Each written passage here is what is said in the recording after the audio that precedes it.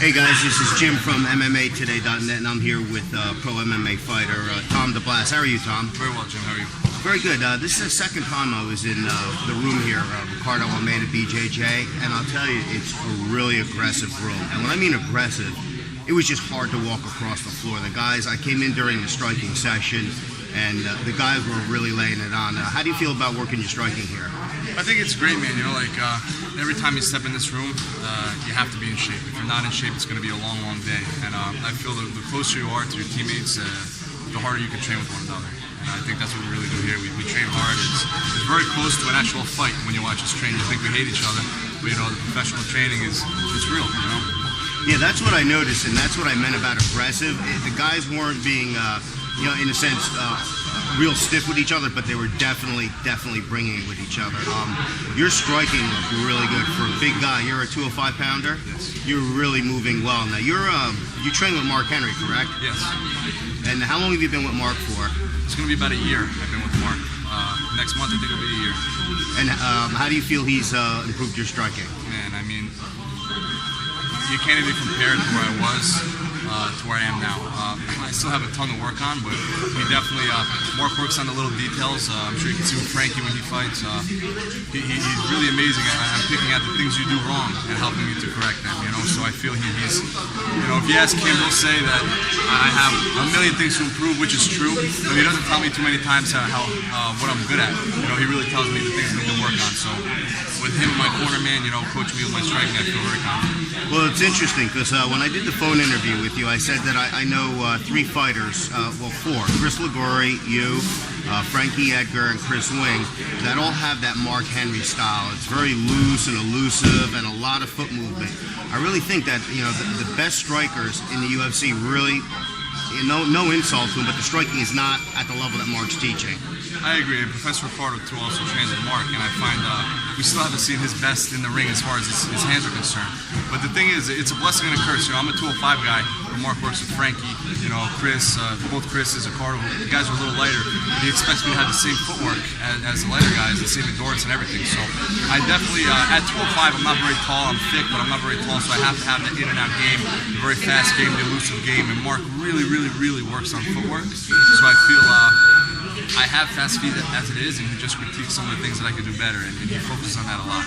Yeah, I was watching you during your striking session, and really you were moving like an 85-pounder. I mean, for a guy your size, you're really moving your feet well. It looked really like you were really comfortable with your striking.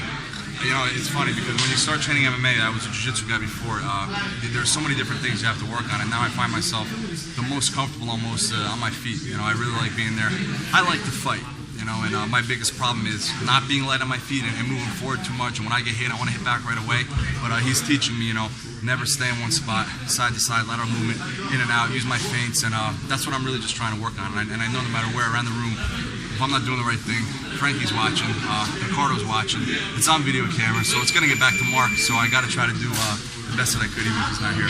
Now you're a black belt under Ricardo Almeida, correct? Yes. The last time I was here, I didn't shoot any footage. I saw you during the grappling session. I only saw you play your top game, so I already knew your top game was good. I saw you doing some stuff from the bottom position today. I mean, you move like a small guy. I was really impressed with your bottom game. Thanks. I mean, I've always been a guard puller. Believe it or not, I've always worked the bottom game, so I'm more comfortable on the bottom. I feel the better my bottom game got, the better my top game will get. If I know how to sweep, I know how to pass. So since I've been a white belt, I've been really working on the bottom game. My transition to MMA, it had to transition a little bit because I'm really a half guard player in pure jiu-jitsu. And you don't want to hang out in the half guard too long in MMA, but I don't mind being on my back. You know, the mat is where I've been my whole life, so you know, wherever it takes me, it's fine. Yeah, your guard looked really dynamic. I mean, you were playing at the half guard really deep, and you looked patient, but you were moving quick too. Your transitions were really nice. I was definitely impressed with your bottom game. Yeah, I mean, Ricardo has a very athletic style. You know, when he's on top, he's very heavy. When he's on bottom, you can never.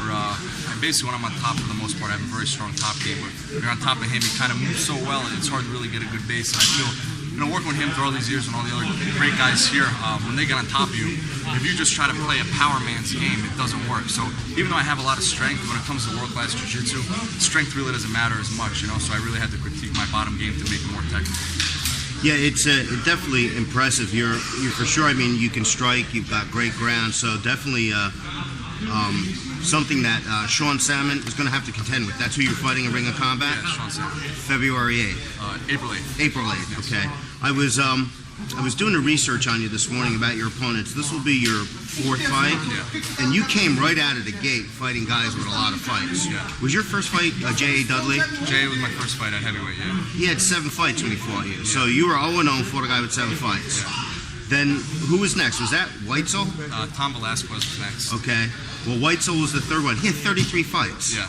So you're definitely looking for guys with a lot of experience. You know, you didn't look for any easy fights. No, the whole experience thing, it definitely plays a factor, but I've been training with the best guys in the world since I've been a white belt. You know, I've helped Ricardo get ready for all his pancreas fights, way back when he won the pancreas title. I've helped Tenzo, I've helped all these guys, you know, and I've been on a world-class stage in jiu-jitsu before. So I know what it feels like to have that pressure on you. You know, I've competed in Abu Dhabi before, finals of the Pan American Games, World Championship. So I know what that feels like. So I'm not really looking for easy fights, you know, and it's not that easy to get easy fights for me, you know. So Sam has definitely stepped up, but I'm excited about that. Yeah, like I had said in our radio interview, I think a win over Salmon. He's a name, he's well known, and he's got a lot of fights. You beat Salmon, and you're definitely on the radar screen. I think so. You know, Salmon's he's been in there with the best. He won the first round against Rashad Evans until unfortunately he got knocked out the second, but he put on a great performance. He's getting a little, you know, he's had a rough couple fights, his last couple fights, but you know, he's a tough guy, man. You know, he's a great wrestler. He put Rashad in his butt, and it's definitely going to be. If I beat him, I think people will really recognize that. You know. Well, you know, I got to give Salmon his props as well because you know he's got a lot to lose in this fight, fighting a guy with you with 3 fights.